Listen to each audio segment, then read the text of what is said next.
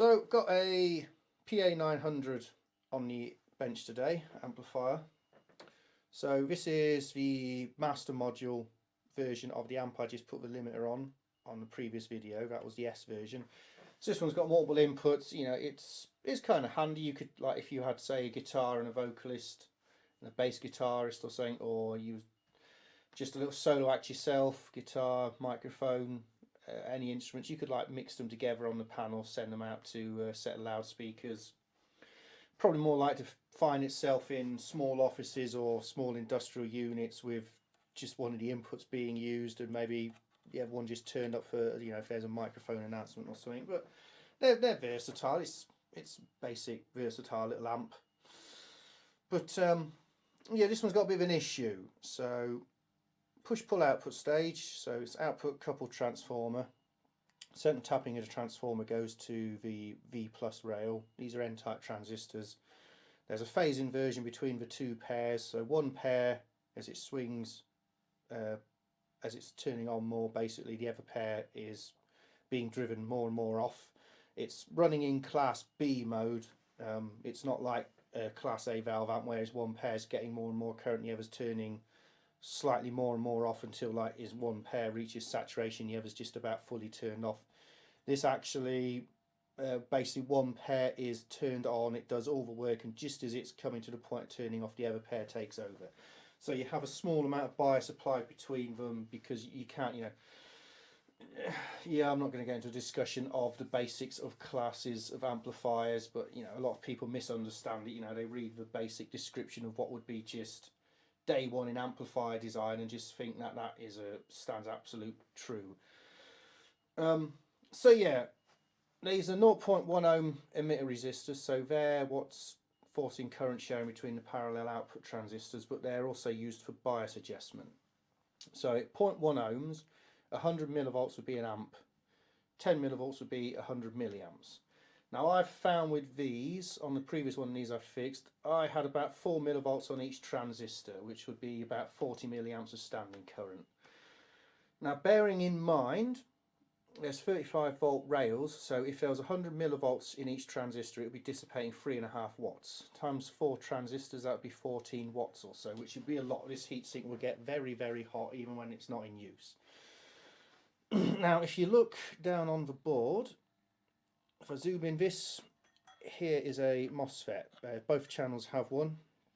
There's another one just over here for this channel. Now, if I probe the bias, I don't know how much it's done it in the time I've started waffling, but if I probe the bias on this side, you see I'm getting 1 millivolt. Now, when I first turned the amp on, that was actually about 4 millivolts. So, like I said, 100 millivolts would be an amp. 10 millivolts would be 100 milliamps, so 1 millivolt's 10 milliamps, so you know, 4 millivolts about 40 milliamps. That's about where I kind of want it.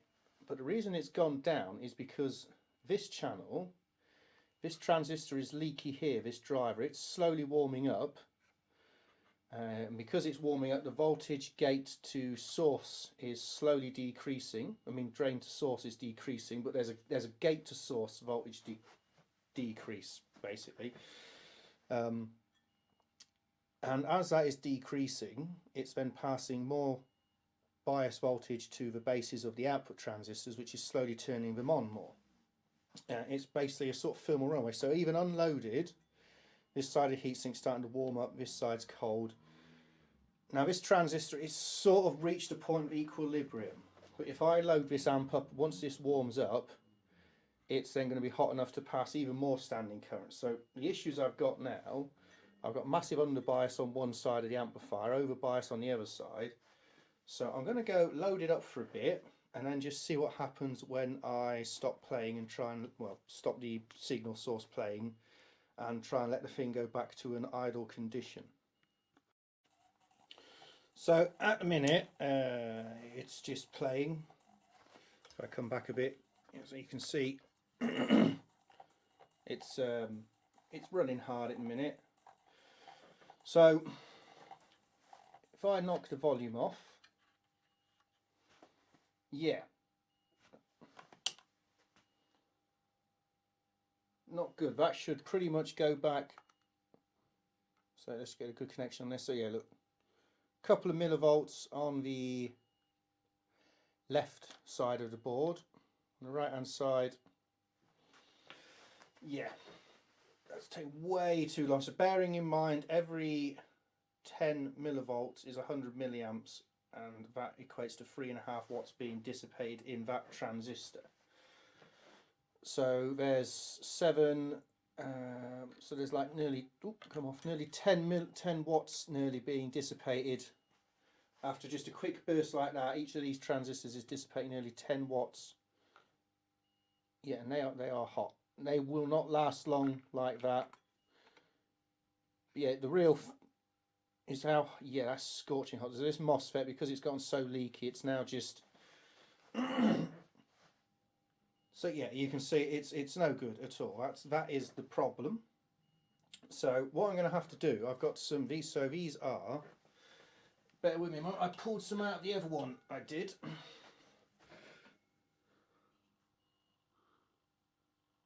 Them ones, so IRF, which is international rectifier. So and the transistor is IZ24Gs.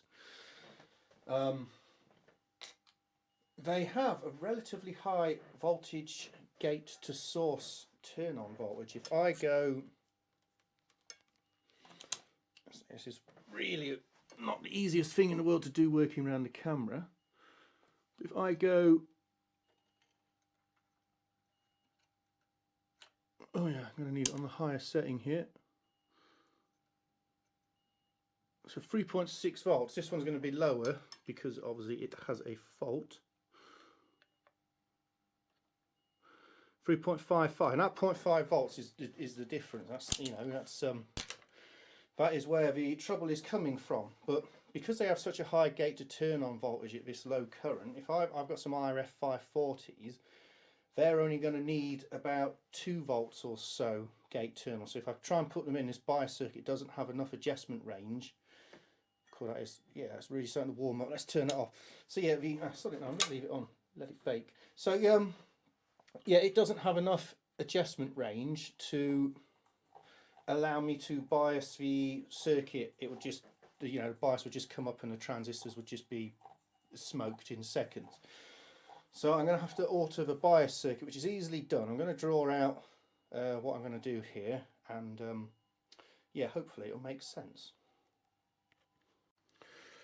Right, so this is the basic arrangement. I should probably, yeah, that's the output. And there's like multiple tappings on the output transformer. It's just a very crude drawing. So basically there's a drive signal coming from the board, signal inversion. So you can see one side goes positive as the other goes negative, and then it changes over. So there's the MOSFET drive, excuse me, there's a MOSFET drive for each set of output transistors. Now I've not bothered paralleling, but basically it's just exactly the same. So as the gate of, say, the bottom MOSFET is pulled positive, the source of it pulls positive, this transistor turns on, it drives current through this side of the transformer winding. As this signal starts to decrease in amplitude, at some point there's going to be the voltage reach where this transistor is just about to turn off, and at that point this transistor needs to be, you know, taking over. There needs to be a small crossover region between the two, and that's the idle current, the static idle current being drawn between the output transistors. It's measured as a small voltage at these emitter resistors.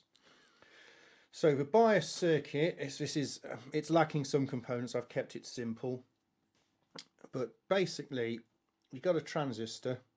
So this is an N-type transistor. So there's 0 volt. You can see these transistors just connect straight to 0 volt. This is the VCC, which is 35 volts DC. And I don't think the bias circuit actually connects direct to this. There's some regulated voltages on the board, so I think it connects to one of them instead. But the operation is relatively simple, really. So there's a voltage needed between the base and emitter of any transistor to turn it on. and that is somewhere around 0.65 volts. So at that point the transistor will turn on and start conducting between the emitter to collector. Now if you put a resistor from the collector going to a potentiometer here, and then you could actually have one end of the potentiometer going straight to 0V. As you vary the resistance on that potentiometer, so this is the actual, if you sort of look at a potentiometer, basically there's three connections. You have a resistance ring, usually just in cheap ones it's like a carbon track, goes round it, and that connects the outer terminals. And then there's the middle terminal, and that's the bit when you rotate the knob on a potentiometer, there's like a small wiper arm which moves along that track. So say this was a 1000 ohm, yeah, lovely Omega there, Liam. So this was a 1000 ohm and you had 10 volts this side and you was 0 volts this side. If there was no load on this arm, if you was banging in the middle here, there'd be 5 volts, and you'd have equal gradients. So you could split this up into 10 gradients. You'd have like 9, 8, 7, 6. Obviously this isn't even, and so on and so on, all the way around it. So you could select a voltage across that potentiometer by adjusting that wiper, and that's this connection here on this transistor. So as you turn this transistor on, it applies an amount of current flows through it, and so as there's a resistor, let's call this a 10,000 ohm resistor, and let's say this was just 15 volts. So if this transistor was off, you can see although there's a 10,000 ohm resistor here, there's no other way for that voltage to be bled off to the 0 volt rail, so there would be 15 volts on these terminals here. Even through the resistors here, there'd be 15 volts on the gates of these MOSFETs. So if you adjust this, if this was right down the bottom here and this was say connected straight across the 0V, there'd be 0 volts here. As you started to go up this potentiometer, at some point 0.65 volts would be applied between the base and emitter of this transistor, and it would start to conduct, and the voltage on this terminal would decrease slightly. But because the actual voltage supply for this potentiometer is coming through a circuit node shared with the collector of the transistor, it would also decrease slightly. So rather than just having this all of a sudden 1 minute the transistor was off and the next it was on and that would be it creates a feedback circuit and allows you to actually very gradually increase and decrease the amount of voltage that's at the collector of this transistor. The purpose of this 1000 ohm resistor is twofold. First of all, it makes this adjustment not so coarse. It lessens it. I can't think of the word I'm looking for. Smooth, I guess, gentler. It just means that there's less of a gradient as you go between the two extremes on this resistor. It's it's far less of it. It's a finer. That's the word. It's a finer adjustment. But it also stops you from turning this transistor fully off. If this resistor wasn't here, as you got near the bottom of this potentiometer, there'd be no voltage base to emitter, and this transistor would be off. By having this here in this arrangement, if you came all the way down to this point, you've got 11,000 ohms at the top, 1,000 here. You could do your simple voltage divider equation and work out the amount of voltage you'd have at this point. Now there is on this circuit a very crude secondary bias protection scheme, which is a Zener diode reversed across the bias network with a resistor, and yeah, something along those lines. It is really basic, but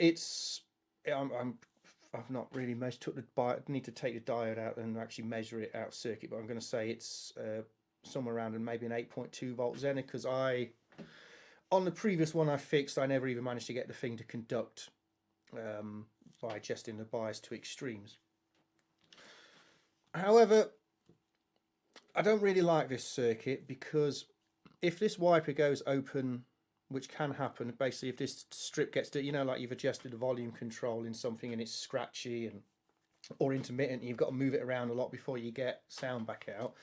Well, that's because this track has become contaminated with dirt, or this wiper arm's maybe corroded, or you can even get a break in this track.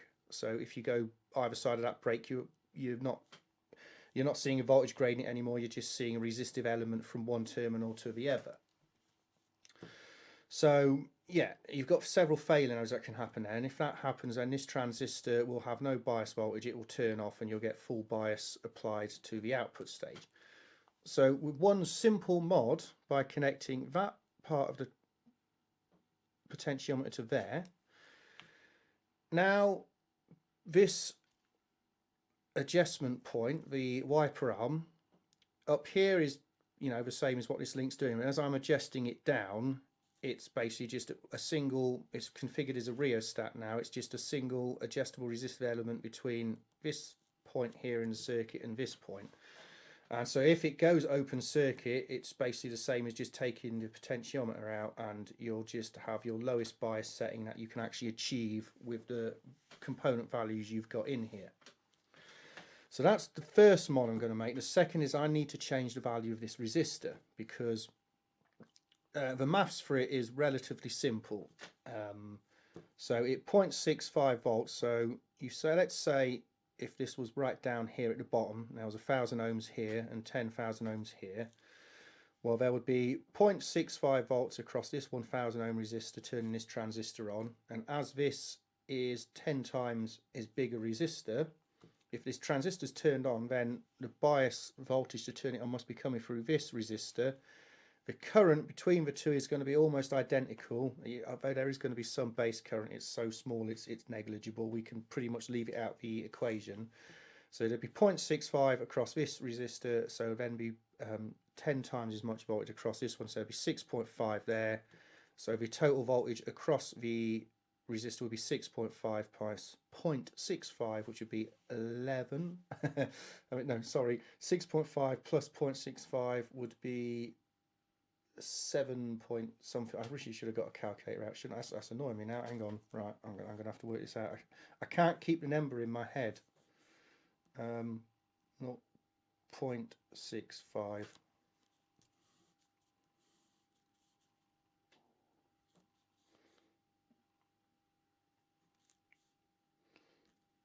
So 7.15. Right, there we go.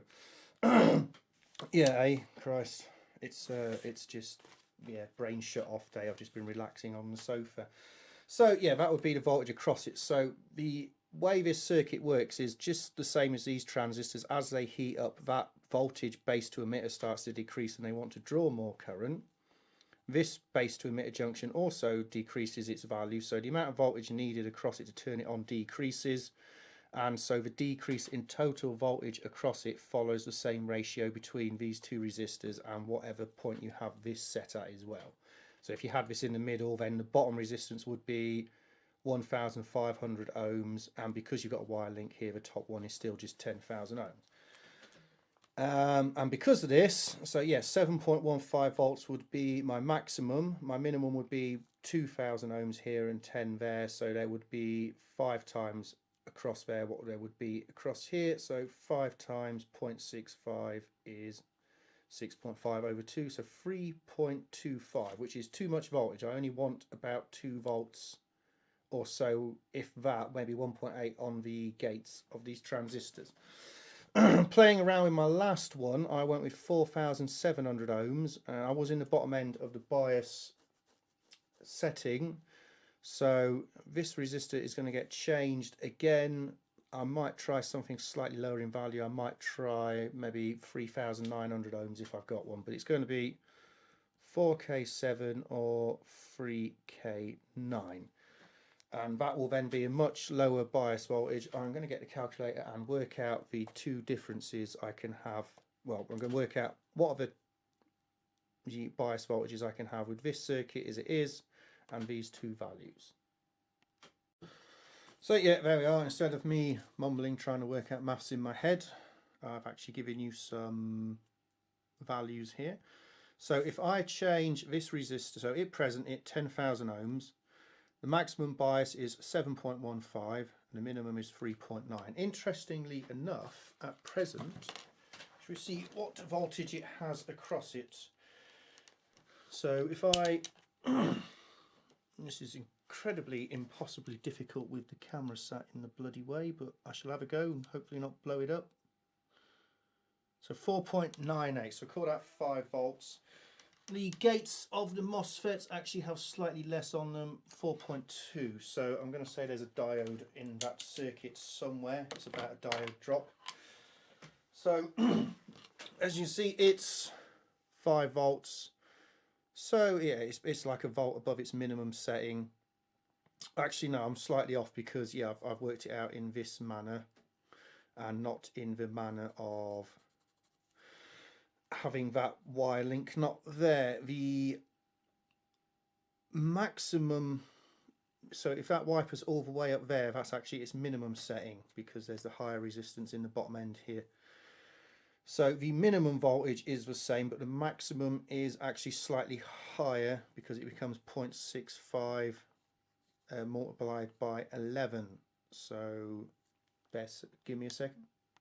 So actually it yeah, actually becomes 7.8. I've already got it there. I basically just have to add 0.65 for that, which becomes 7.8.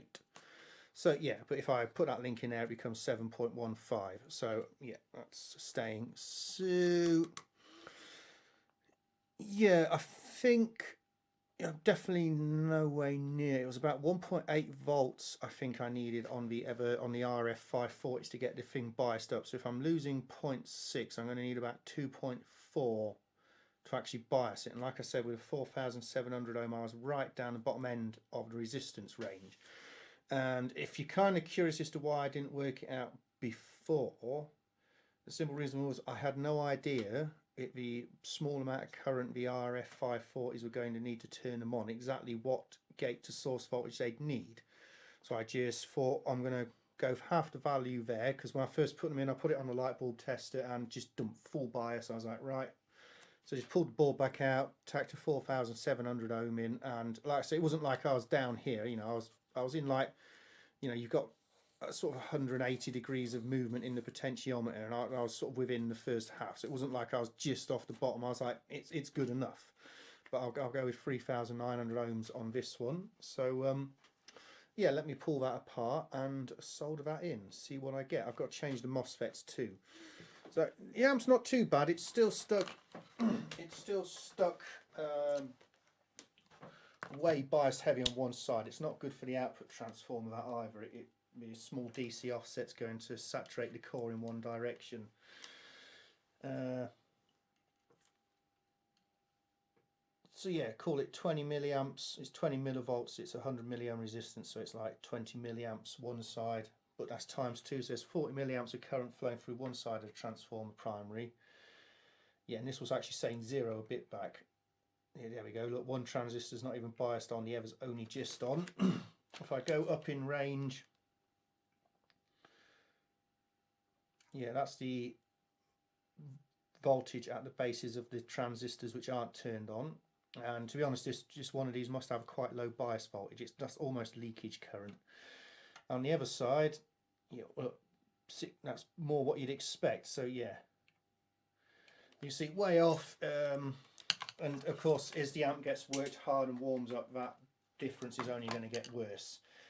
And when it's working hard and actually generating heat in the output stage, it's always going to have that issue with the bias circuit generating heat too, and it's just going to overheat. It's going to sound terrible when you try and drive it hard because the transformer is going to be clipping unevenly because it's already biased to one side.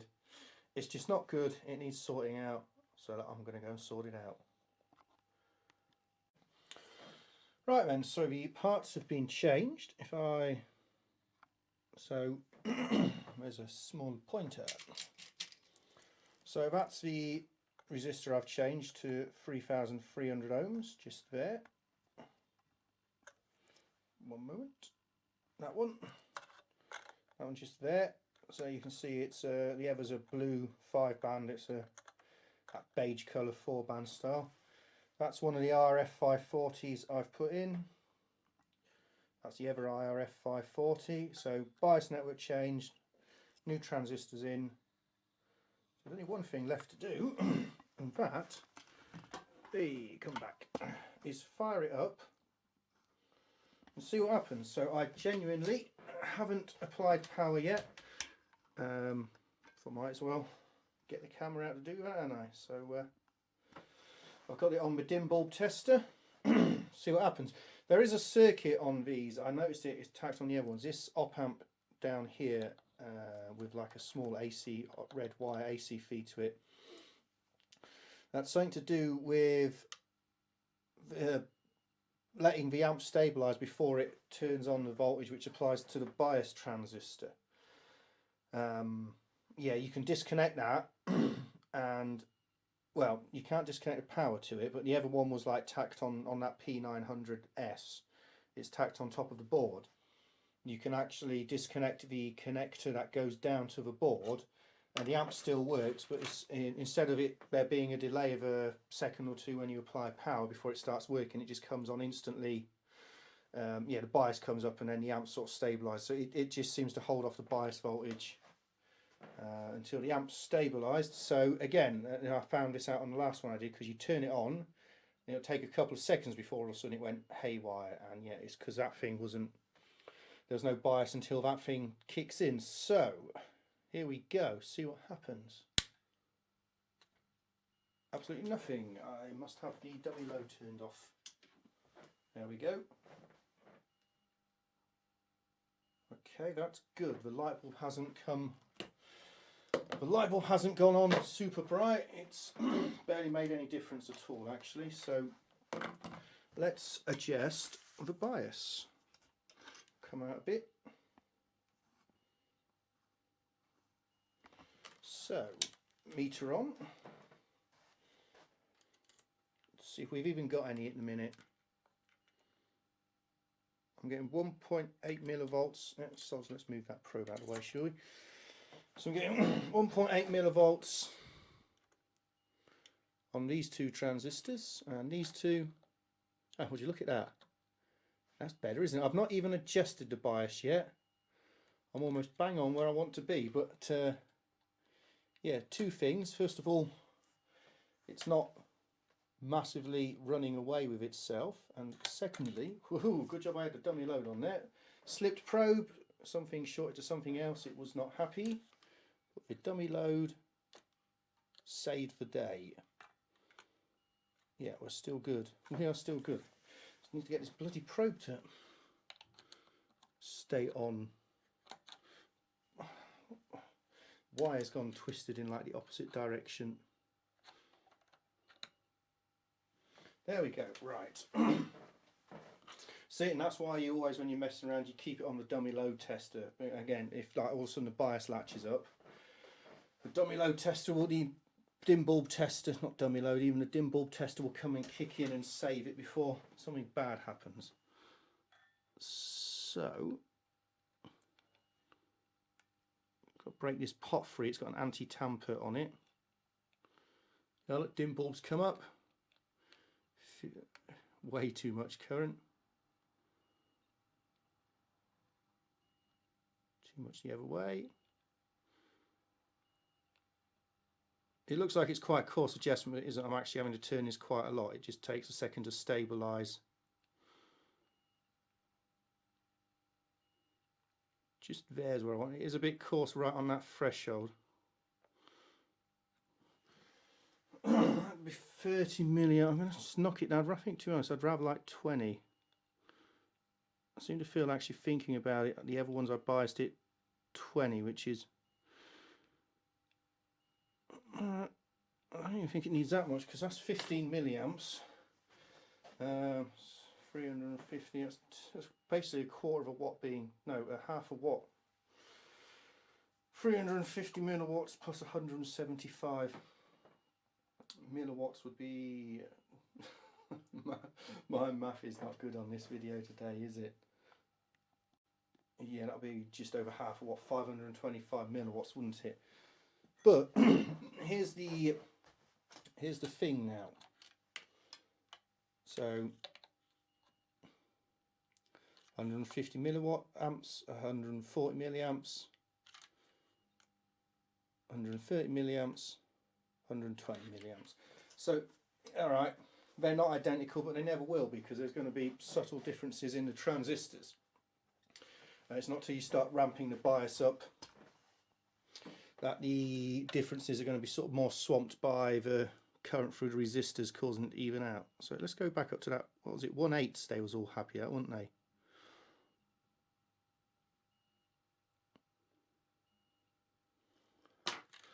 $180, $180, $170, $160. So yeah, there's some natural variation, but it's nothing major, you know what I mean? It's less than a millivolt, isn't it? It's 0.1 millivolts. It's 100 microvolts difference between, like, you know, it's nothing. So the only thing left to do now is to hook it up to a speaker and actually make sure it sounds all right and it's working. Here we are, it's working. This is actually it's a good way to see if you've got issues with the bias being too low, is having a real low volume, because it'll sound absolutely terrible. In fact, I will just turn the bias off just to show how bad it actually sounds. So if I turn the bias all the way down,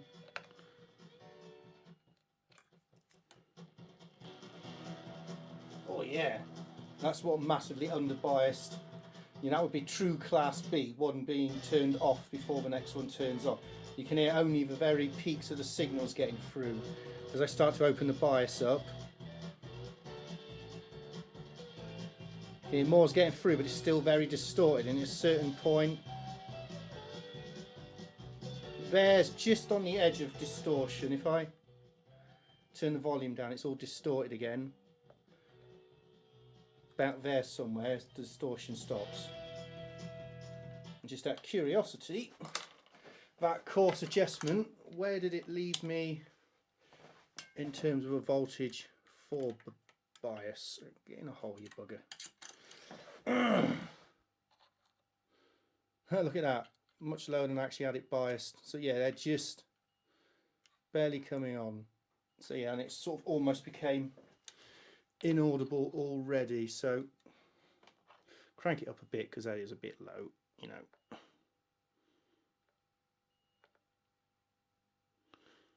Yeah,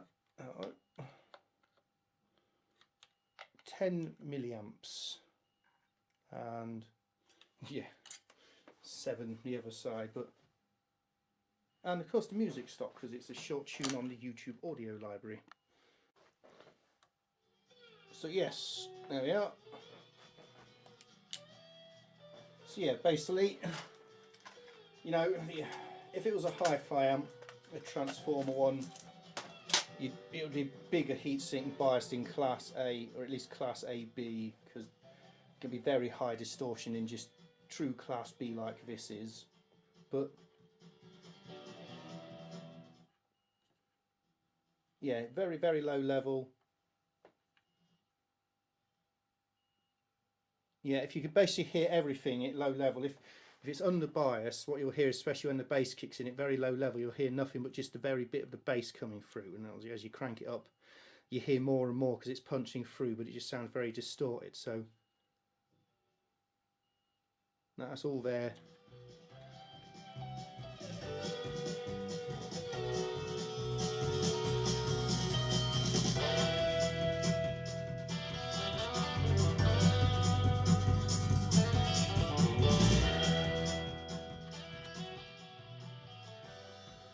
Only one thing left to do is give it the old bake test.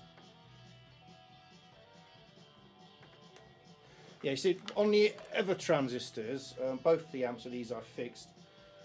Basically, you'd leave it, and after about 10 minutes or so, whichever transistor which it was that was leaking would start to get noticeably warm. Yeah,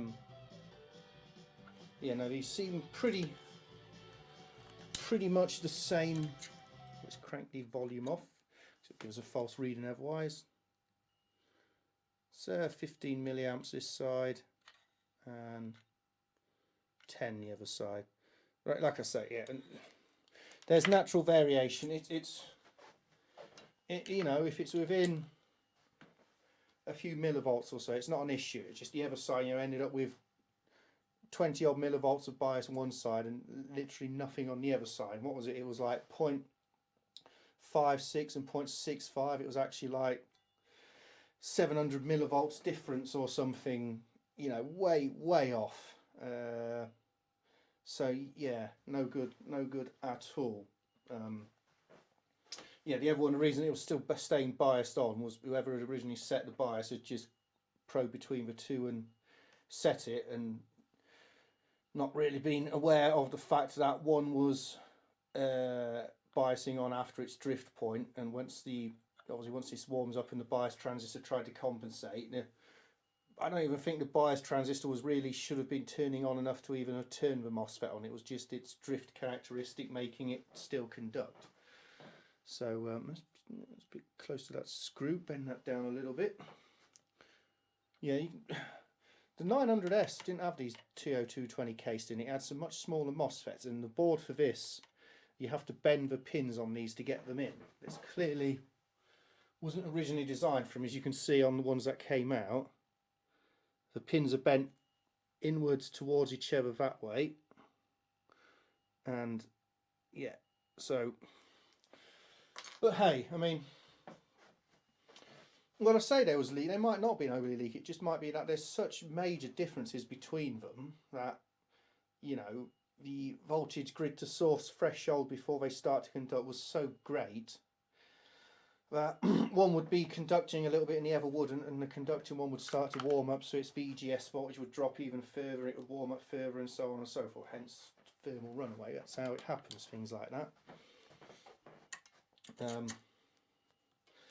But yeah, and like I say, it's not, you're not after perfection here. We're not after perfect matching, absolute perfection, total equilibrium. We're just after something close. So 7 milliamps and 12 milliamps, 13 minutes. It's close. Like I say, it's not great. You know, the other one actually was far better. This one, these two MOSFETs much have a slight mismatch between them, but close enough. Yeah, you know, could have like tried several different ones until I found the pair that matched. But it's another one fixed, another one ready to go, and yeah. Let's say a nice basic simple mod, just one resistor here. I've put the wire link in under the potentiometer like I've shown on the drawing, so it's connected the top of the potentiometer in the middle terminal where it goes to the base together, so it's just the emitter terminal going off down to the resistance down to 0 volt. It varies the resistance basically between just two nodes on the potentiometer now, rather than a central node varying its position between two outer nodes. So yeah, another work on this would also be another prime candidate like the previous amp. If I wanted to, I could put the limiter in this, but these seem to recover better. I don't know if the protection on the board kicks in a bit earlier or something, because there's short circuit protection on the other one. I don't know whether these ones see it a bit, but I've not bothered reverse engineering the board. It's one of those, it's only if you've got to do a major repair and you've had several components be taken out, you need to reverse engineer it, so you can figure out what the bits are that have taken out, what they do, and what else might have gone wrong. And it also allows you, if you don't have the exact same components or you want to upgrade some of the components, you need to know exactly what kind of conditions they're under, so you can determine what is a suitable replacement and what isn't. And likewise, you can maybe alter some values of various bits and bobs to how you want. Like for instance, this, I had to reverse bias engineer the bias circuit because I wanted to modify it slightly, but I haven't had to modify anything else, so I've not had to reverse engineer it. It's just a necessity thing. I mean, some people probably get a kick out of just reverse engineering stuff just for the hell of knowing they've done it, but I only reverse engineer the bits I need to. Like for instance, if you come over, that would be I mean, look how many op amps and resistors and capacitors and stuff are on there. It's various mixing circuits. That would be a pain in the ass to reverse engineer. It's the sort of thing you'd really want the service manual for. Not impossible, but you'd have to really, really want to go into depth to repair something on it to mess about trying to reverse engineer it. You know, with multiple inputs, it's one of the things you'd probably just say to someone, well, just use a different input, mate. You know, that'll do. Quite like these, they all have 24 volt DC input on them. So you've got the bridge rectifier from the transformer and the smoothing cabs. There's two diodes down here which are in series with a 24 volt input, so you can use it in an emergency, you know, like you can use it as an announcement for like emergency exit procedures and stuff in public places, and you know, buildings that have a protocol that there will be an announcement over a tannoy system or something advising on where emergency exits are or the emergency procedure, just to keep people calm, let them know what's going on. Yeah, it's not designed to be running, playing music through that. That's for emergency use only. Yeah, and the heat this bridge rectifier gets on, I don't think those diodes would last very long if you tried pulling heavy current through them, still running the thing flat out for music. But yeah, I'm getting no heat on at all. I was already the last amp was already warming up by this point. Let's give it one last, just on the edge of the screen there, one last probe before I put the they are at 13, 13, 7, and it's going to be 6, I guess. No, 7, there we go. So yeah, 140 milliamps, no, what's that, 7 milliamps, so 14 milliamps one side, 26 milliamps the other, 12 milliamps difference. I'd rather they was more matched, but it's no great, you know, it's not a great problem. So yeah, that was it, that's all. If you've watched this, say thanks as always, and I hope you enjoy it, and if you do, I hope you watch my next video. So yeah, as always, thanks for watching.